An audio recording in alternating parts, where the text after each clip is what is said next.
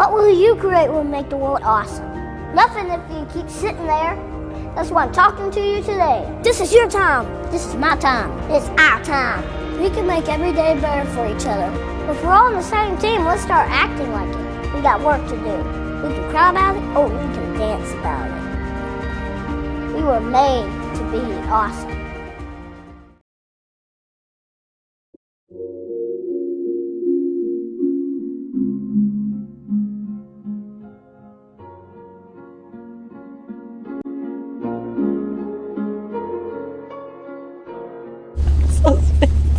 You spoke up. Oh my god, it's delayed. We're live. Oh shit. Alright. We're live. Alright, hey guys, welcome to episode 3. I'm thinking about calling this ZOEZI. ZOEZI. Episode 3, ZOEZI. ZOEZI 3. Yeah. We just finished yoga. We did a yin yoga Sunday morning. Just at a yoga class. Just leaving now.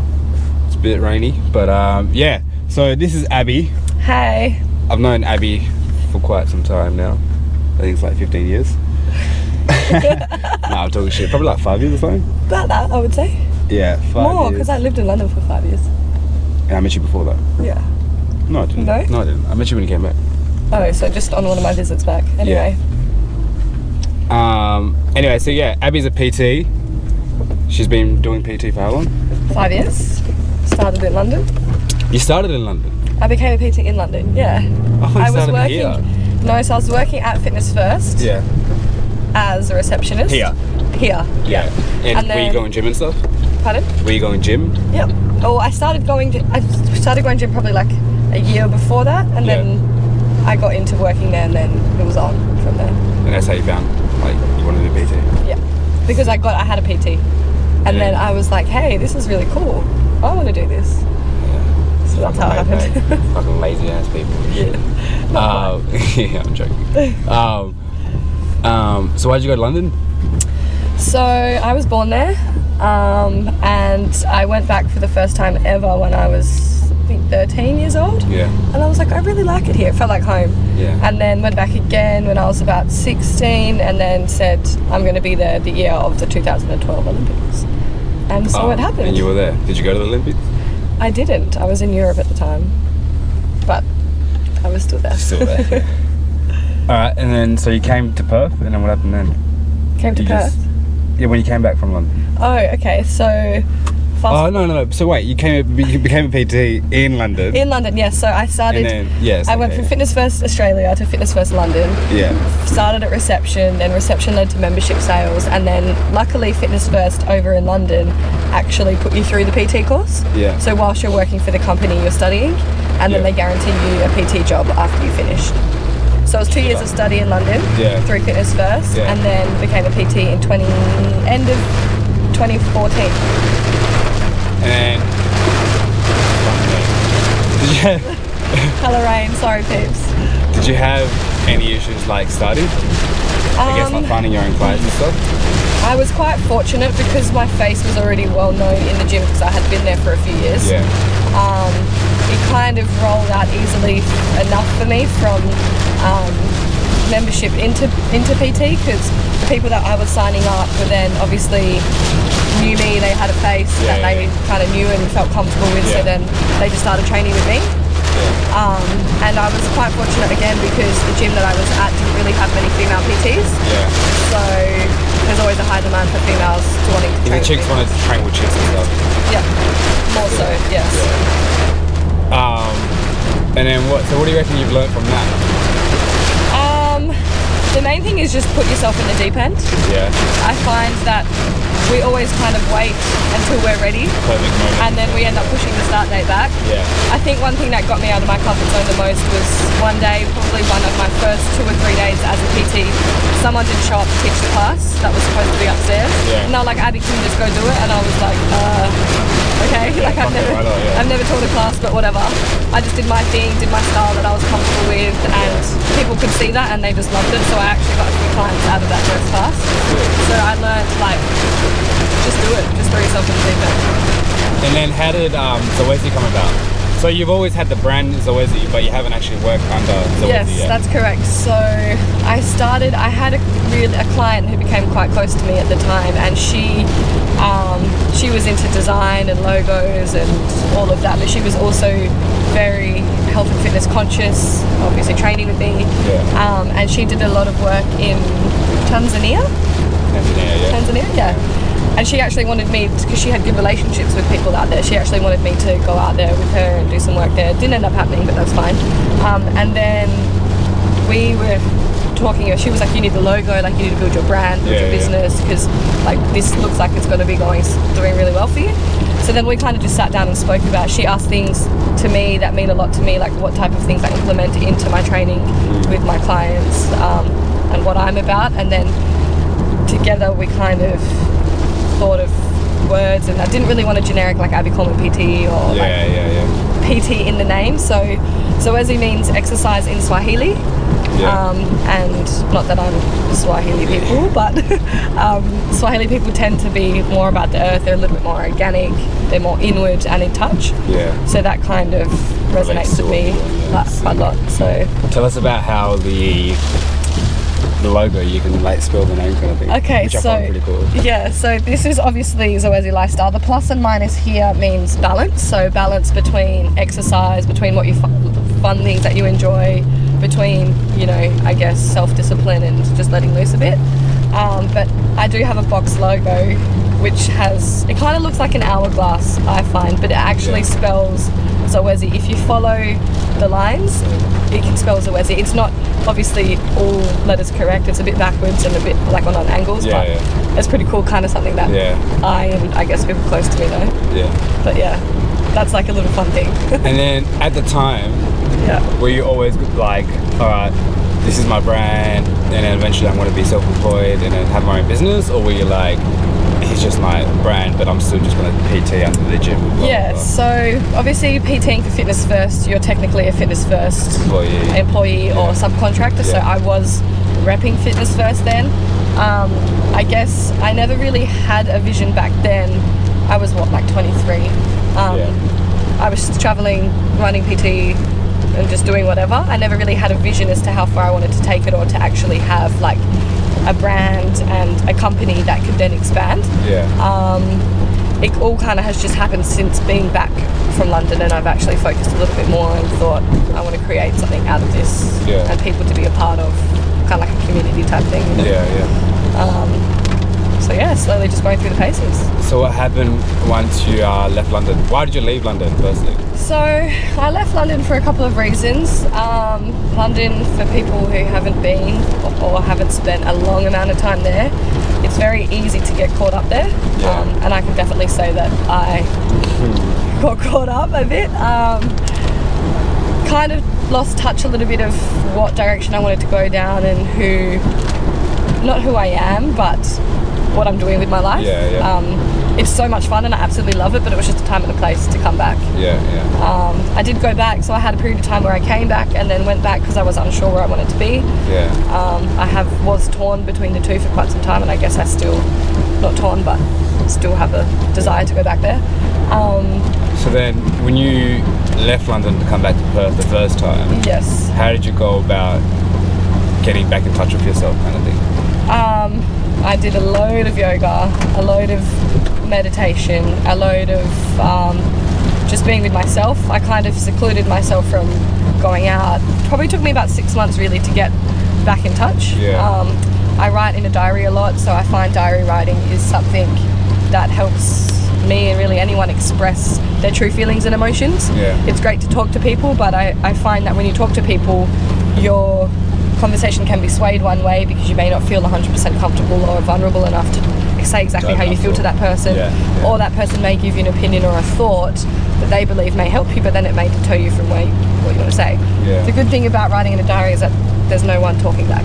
And you can literally just let out exactly what you want. And one thing I find is that by writing, you may have an intention. Well, I had an intention to write something specifically that I was feeling or thinking, but pages in and 5-10 minutes later I'm writing about something completely subconsciously that I was holding on to that I may not. And do you go back read about it? No, I tend not to, because I find it's in the past and that's something I've decided to let go. Yeah. I do read back on times, so I do find writing about good days also helps, because when I want to go and write down something that may not be always a positive, I read back on something that is positive and it changes my body mindset at the time. Yeah. So then 6 months has gone past. Yeah. And then you start working at a gym? Yeah, so originally when I first came back, after working at Fitness First and being in like a big time gym where there's hundreds of PTs, hundreds of thousands of clients, thousands of members where you just go, I kind of didn't want that again, because again I had just done all that self-work, and also I didn't want to just be a PT that's got thousands of clients and it's client in, client out, with no actual real... It's just numbers, Yeah, exactly. So I thought, let me just get a job at a gym and then see if I can do a bit of both, bit of admin there, bit of membership and run the classes there, and then also PT on the side, and kind of start to find and get the feel of what exactly it is that I want to do. So I did that for a year whilst building up ZOEZI a little bit. So I ran beach boot camps throughout the summer at the beach,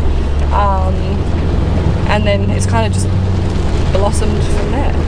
So is that when you were like when you started working at a small gym, where you're like, okay, I'm going to start building my own brand and then make my own like PT company? Yeah, so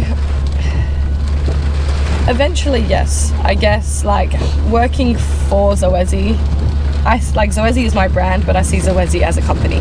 So I feel like I work for ZOEZI at the moment, but eventually, once I expand and I have people that I believe are on the same mindset and pathways what I want to do, I will eventually get help and get a team together so that we can all run like a ZOEZI lifestyle.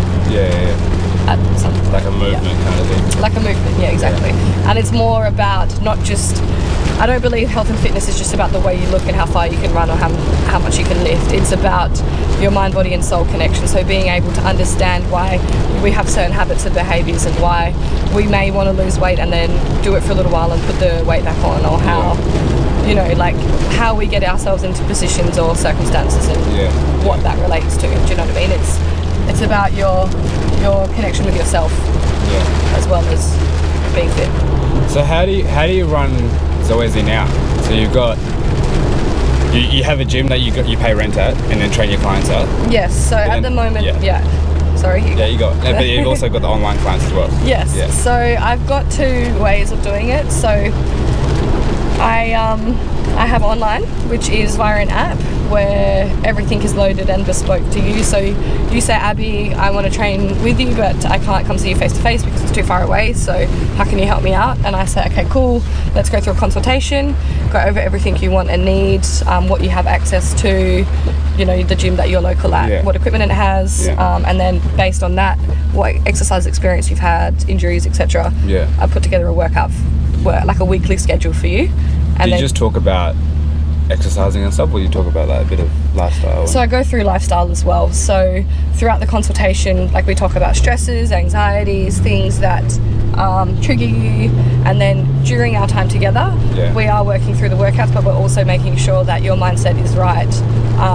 If you didn't sleep that well, too well one night, why that could be, and what we'll then do the following day. We might not work out that day. It's all kind of like counselling as well. I don't want to call it that, but it's lifestyle. It's checking out your coaching. lifestyle. Coaching, that's cool. And then the face-to-face is obviously one-on-one PT, where we do all of that too, but you get the benefit of having me there pushing you that little bit harder. But the accountability is there for both face-to-face and online. So how many clients do you have roughly now? Online and in face-to-face? In total, I probably have about 35 people. That's pretty good. But in saying that, not everybody is training right now. So some people could be on holiday, some people take a little bit of break, some people, it's always an on and off thing. It's kind of thing. People love the app because they can, if they're on holiday, yes, they can take the app there and train when they're on holiday. So you've got clients that are in London on the app, hey? I have clients that are in London, I have clients that are over east. Kind of people here, there and everywhere. People in Perth that are down south. Everywhere.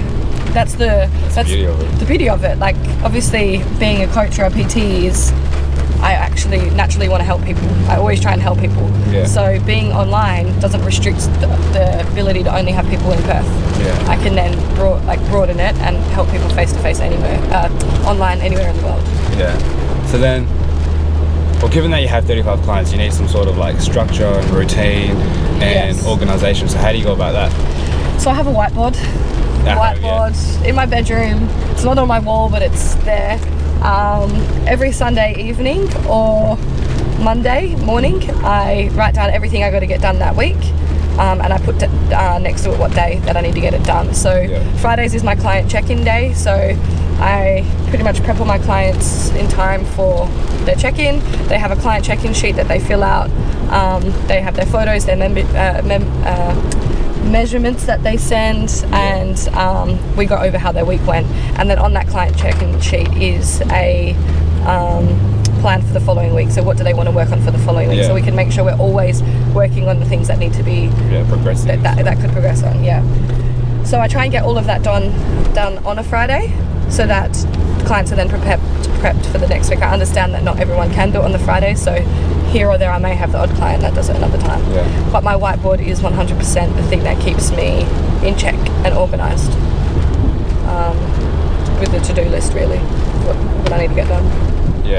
And then how's your so being self-employed, there's like no boss, no structured hours really. Correct. So then how do you go about keeping a balance? Like, do you ever see yourself getting carried away, or like maybe like too lazy? You definitely go through periods of that. I just figure out why I might not be motivated that day. I find being at home, it's very easy to get distracted because like the fridge is just there, or the couch is just there. Let me just get a little bit more comfortable. But what I do is I try and remove myself from that. So I'll go to a local cafe, or I'll just sit at the park or something. Even just sit outside rather than being indoors, and that helps me stay motivated. I change my scenery as often as I can, because obviously as humans we're naturally habitual and we want to just do the same thing over and over because that's what's comfortable. But by changing that habit regularly, it keeps us more involved. Structure wise, there's two sides of it, because being your own boss is absolutely great, so you don't have to be answer to anybody. I don't have to be anywhere at a specific time, unless obviously with my face-to-face clients everyone needs to train at a certain time. But in the mornings, for example, Mondays, I deliberately don't start face-to-face clients until the afternoon. 2 p.m. will probably be the earliest. That's why Monday morning I get up, I know that I'm super organised for the week, and I'm just ready to go. I'm an early bird as it is, so I'm happy to wake up early and get down, to work. What time do you get up usually? 5 a.m. every weekday. Saturday 2, Sunday. Saturday 2? Saturday as well. Oh, Not yeah. 2, sorry. Saturday 5 a.m. A little bit earlier, maybe 4:45. Because I do have a morning routine that I like to stick to. What's the routine? So the morning routine is breathing techniques, a bit of reading, a bit of meditation, and some stretching or some sort of movement that I feel my body might need. And then followed by a little bit of visualization. So the reading will be any book that I desire at the time. The breathing techniques is the Wim Hof techniques that I'm practicing at the moment for the ice baths, just to get your body into a certain state. And then the meditation will be based on intentions that I have, whether they're intentions to introduce new things into my life or let go of certain things. And the visualization will be the thoughts, feelings and emotions of things of how I want my life to pan out. So I try and get that done every morning. Obviously some mornings I start a little bit earlier, so I may not get it all done, but the ones I don't get done in the morning I'll do before I go to bed that night. That's just creating micro habits in a positive way for my life. So tell us more about these ice baths. So these ice baths, game changers. I've been doing them for about 5 weeks or so now. One of my really good friends, he's been doing it for a while. We'll be getting him on soon as well. James. He's an amazing guy. He will be on here soon. So more so started it because I want to overcome mindset. Everybody trash talks themselves. Everybody has days where we don't feel motivated, or why am I like this, or whatever it might be. And I found of recent that when you just asked previously, how do you keep yourself motivated for your job, or having that discipline to get up, I found some days I'm like, I could just do this, and I really wanted to break that. So by doing this and letting go of that, one thing to do is put yourself through an extreme that is so hard to overcome that you can then overcome anything, essentially. And that's what ice bath does. So putting yourself into an environment that is could possibly kill you if not done correct, and super uncomfortable, then pushing through that and having the mindset to overcome that, I then realize, like, now I'm starting to see the benefits, and every time I get this little thought, I'm like, what are you talking about? Like, I acknowledge it, and I find that it's important to, it's not about pushing down your emotions and not feeling them, it's about controlling them. So not acknowledging them, understanding why I may be feeling a certain way, and then moving from that. But then we do all have silly thoughts, so it's like, okay, come on now, you can let that thought go. So the ice bath, not only does it improve your mental capacity, the health benefits are absolutely insane. So do you want me to go into all the health benefits? So mental clarity, it 100% helps relieve and can possibly get rid of anxiety and depression, because you have put yourself through the most difficult situation. It does make you realize that anxiety is somewhat make-believe. We get anxiety over essentially fear, and what's fear? Fear is an emotion that we believe we have towards something, so we're afraid to do this gives me an anxiety because of this, but it's actually not a real thing. It's something that we make up and muster up in our brain and think it's the worst thing ever. But put yourself in an ice bath and that's the worst thing ever. When you're in an ice bath, like, you're not thinking about anything and you're just breathing. That's it. And you're working through it, and it's taking us out from our fight or flight mode. So obviously our fight or flight mode is our stresses, and okay, hang on a second, this is something really bad, I got to get out of here. We go into that, oh my god, it's freezing cold, let me shiver, and we have like those little panic breaths. But that's your state of being where you're like, okay, this isn't okay, I got to get myself out of here. By actually understanding what's going on and thinking, this isn't the end of the world, I'm going to be okay, then it just changes that mindset straight away. It's like I was saying yesterday about the cold showers, how you turn the fucking water on cold and then you just start breathing as if you're about to die, and it's like, it's not doing anything bad to me. I'm standing here, I'm okay. It's like, it's just water. Really, what's the worst that's going to happen? You're going to get out. You might be cold for 5-6 hours after if not done properly, but you're cool, like everything's fine. And then once you overcome that, like, how good is that feeling when you get it and you're like, holy shit, I just did that. I just did that. Do you know what I mean? Like, man, I want to do more. And it becomes like this feeling in like, I've just overcome something so hard, I want to do it again. And not only that, it converts your white fat into brown fat. So white fat is our excess body fat. That really doesn't do anything for us. It doesn't, you may feel a bit warmer because you have a little excess body fat, but what actually warms us up is our brown fat. Now, we don't really live in an environment where we need to produce brown fat, so we have to make it produce ourselves. Brown fat is the fat that we grow on the inside that insulates our organs. So by being in cold all of the time, our body is forced to produce this brown fat, which then overall increases our body temperature, so we don't actually feel the cold as much. So immunity increase, anxiety and depression, overcoming anxiety and depression, conversion of white fat into brown fat, obviously muscle recovery. The list goes on. It's like a form of meditation with the deep breathing as well. 100%. So you're taught to, well, there's loads of different breathing techniques, but breathing into your diaphragm, so into your belly, the feeling of that, rather than into your chest, which is actually very hard. And that's also always a form of meditation, and what's the word, like calming for your body.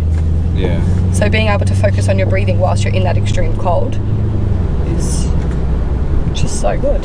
And then when you're not doing the deep breathing, you start shaking, which is what was happening to me. Yes. And like Abby would call me out every 2 seconds, like, do your breathing, and then I start getting back into rhythm again, and you just feel more calm, more relaxed. Exactly, it's like a cycle. So you'll go through, okay, yep, I'm in control, my breathing's good, I've got this, and then it's like, holy crap, I've been in this water for so long, I'm freezing cold, and then you start to lose your mind. Pretty much your mind kicks in, and it's like, get me out of here. Our mind is there to not help us. Our mind is like the devil on our shoulder, essentially. You're not good at this, or why are you pursuing that? That's scary. Like, and being able to overcome that, you'll then be able to succeed in everything in your life. You've done it twice. Tell me how you felt after the twice that you've done it. It's a game changer, man. But I'm looking forward to doing more. You've done it because you do it 3 times a week, don't you? 2 to 3 times a week. Last couple of weeks I've done it 3 times. Practice makes perfect. Like, the more you do something, the better you get at it. Which is why I think I can now do it face down.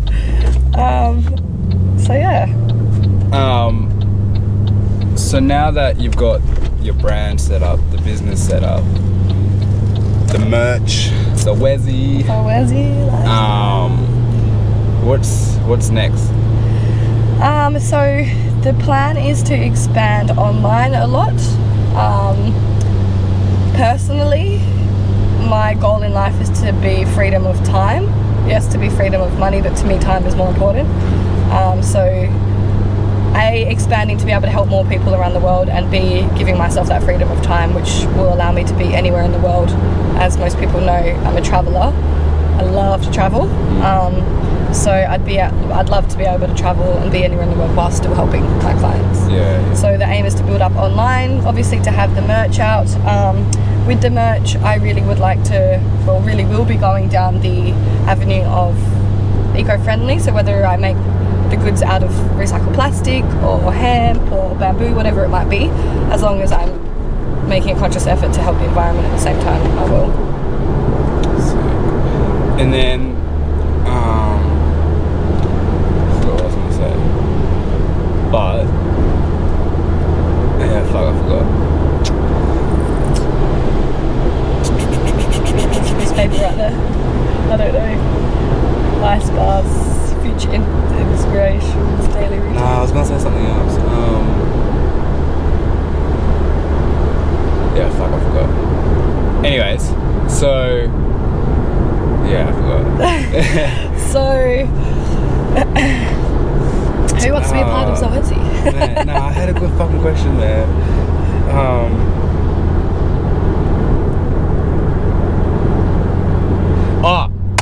Yes. Talk to me about the meaning to you. What health is wealth means to you. Because if anyone can make me feel like shit for living a shit lifestyle, or like, you know, like when I was doing my all-nighters and I just had like mother cans and fucking coffees and stuff, she'd fucking call me the next day, message me the next day, like, what the fuck are you doing? You're killing yourself. Literally. So if anyone can make me feel shit for it, it's Abby. Well, the thing is, it wasn't to make you feel shit, it was to make you realise. I did realise now, So I've been off coffee for like 4 weeks now. Well, I had one, but... And what did that do to you? Fuck yeah, I'm gonna go to sleep. Out at 9 a.m, I'm gonna go to sleep. So to me, you can't put a price on health. So one of my main points is you don't want to pay for better food to have better food on your table. You don't want to pay maybe to have a personal trainer or a coach to get you back into shape or to get that knowledge. You don't really want to pay for whatever it might be towards your health and fitness, right? Because it seems expensive. However, what will could come later on if you don't take care of your health is medicine bills, doctor visits, how much does it cost to go to a doctor, how much does it cost for your prescription because you are sick, and the list could go on. Obviously, we are, as humans, probably in the worst state of humanity we've ever been when it comes to health. We have obese children, we have people getting dementia at the age of 35, we have cancer in kids, like all of these things that are starting at ages that shouldn't be. And I think that all comes down to the decisions that we make.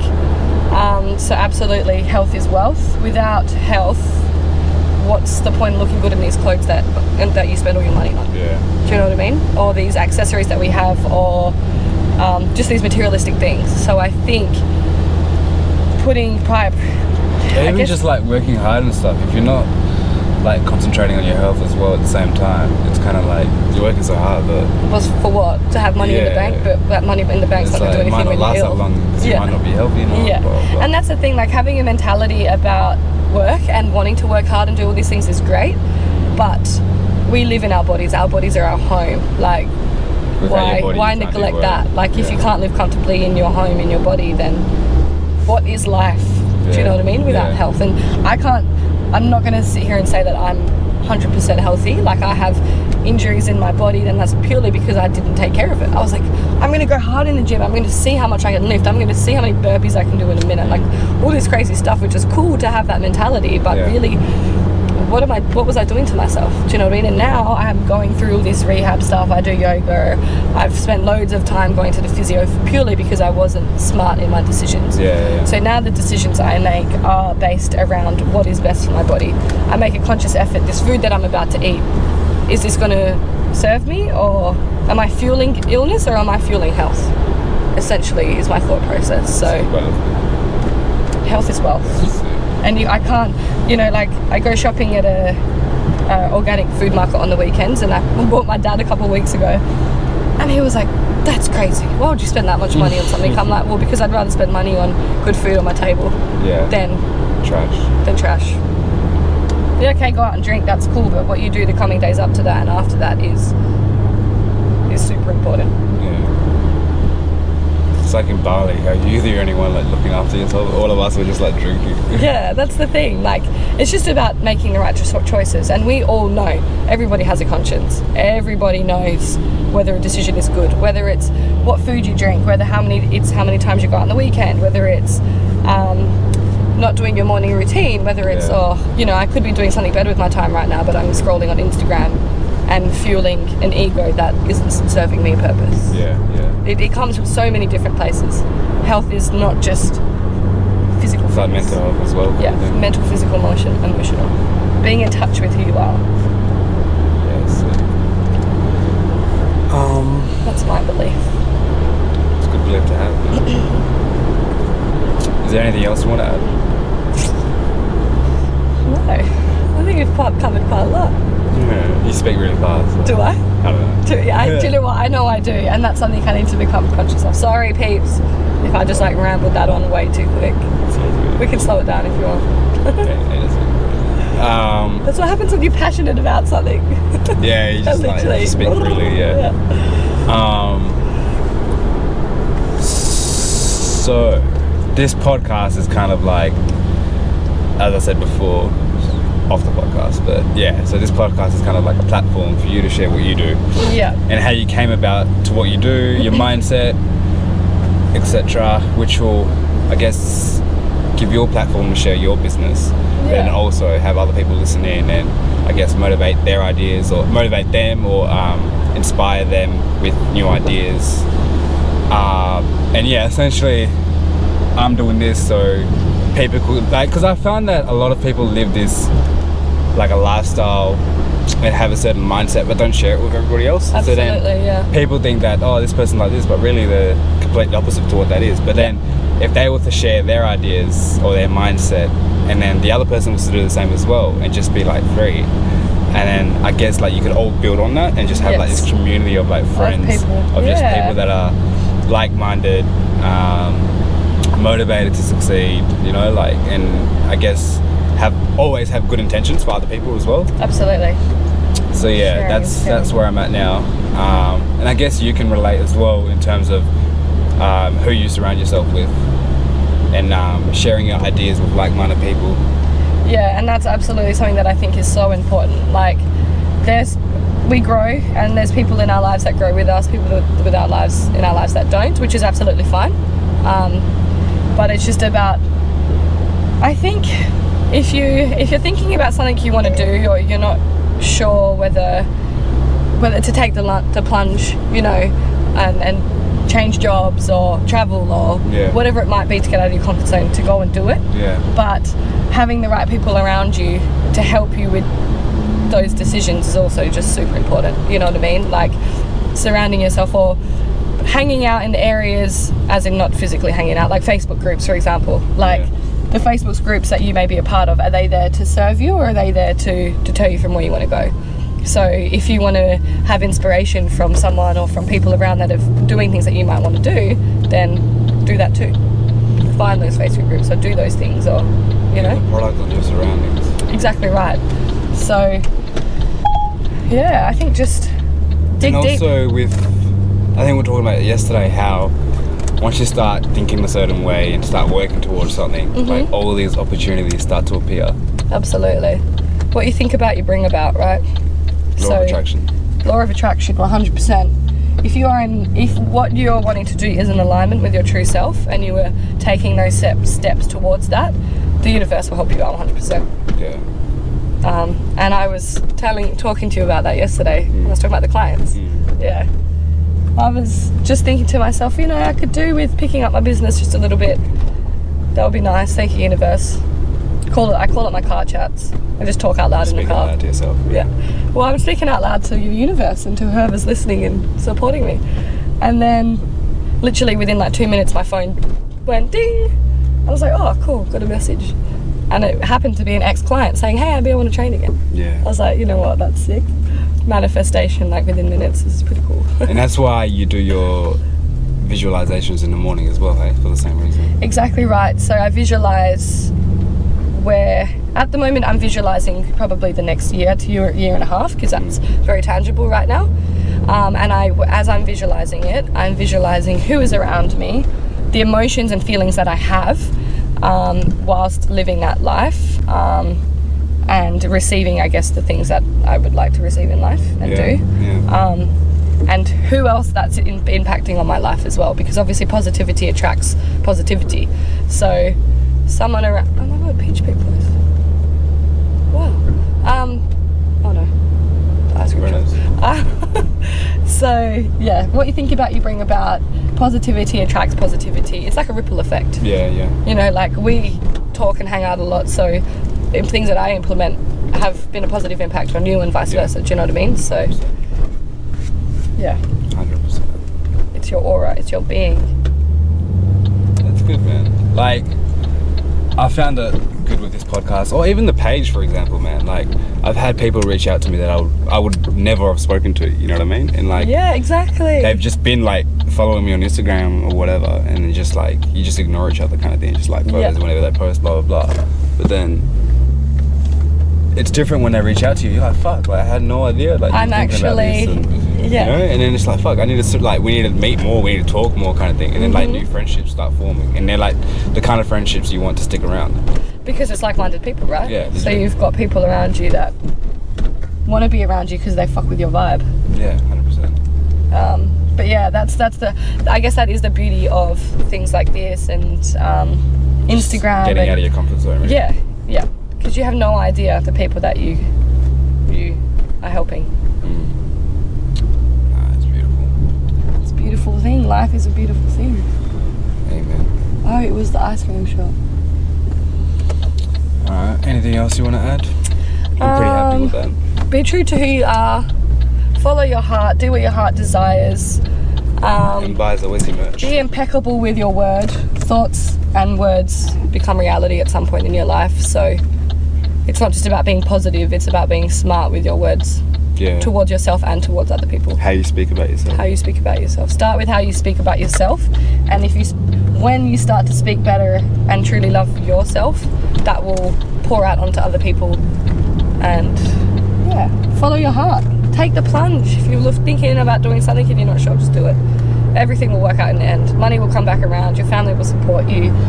There's nothing wrong with trying something and failing, because you only grow. Failure. There's no such thing as failure, I swear. It's just a lesson in disguise. Exactly right. Hey man, couldn't have said it better. Reach out. Get a support network. Reach out. Yeah, hit up Abby even. If you just want to chat even. Talk about lifestyle, talk about your mindset. Absolutely. Feel free, I'm an open book. Yeah. Chat to me, chat to B. If you need just that kick up the butt to even read a book in the morning. Yeah. Start with little baby steps and work your way up from there. Get a partner, set up some like accountability groups. Yes, accountability for sure. Send each other photos. Do what you need to do, but make it happen. Just get it done. Amen. Time waits for no one. Alright guys, ZOEZI. We need to make some sort of like anthem or something. Yeah. But yeah, no, I appreciate everyone that tuned in. Might get James on for the next one. Yeah. So James is the guy that runs the ice baths and stuff. He's a fucking machine. Jesus, next level human being. How long does it do 0 degrees for? He did 0 degrees for 20 minutes. Yeah. So fucking unreal. We're doing like, I did 8. That was game over for me. And then you did 8 and 9. 8. 8 as well, yeah. 8 at 15 minutes face down. 8 at 15 minutes. I did 10 minutes. But he's doing 0, completely submerged in a bathtub. Completely submerged. So he put 12 bags of ice in his bath. He went in at 37 degrees body temperature, which is your normal body temperature. Yeah. 20 minutes later of 0 degrees, he got out and he was 36.5 body temperature. So he dropped 0.5 of a degree. It's completely submerged in 0 degrees. 0 degrees. Like, true inspiration. He is absolute legend. Yeah, so hopefully we'll try and get him on next. I know he's a busy guy, so we'll see what happens. But yeah, if not, we'll find somebody else. It's all good. Thanks for listening, guys. Yeah. Hope you got a lot out of this. Appreciate it. Much love. Ciao. Peace.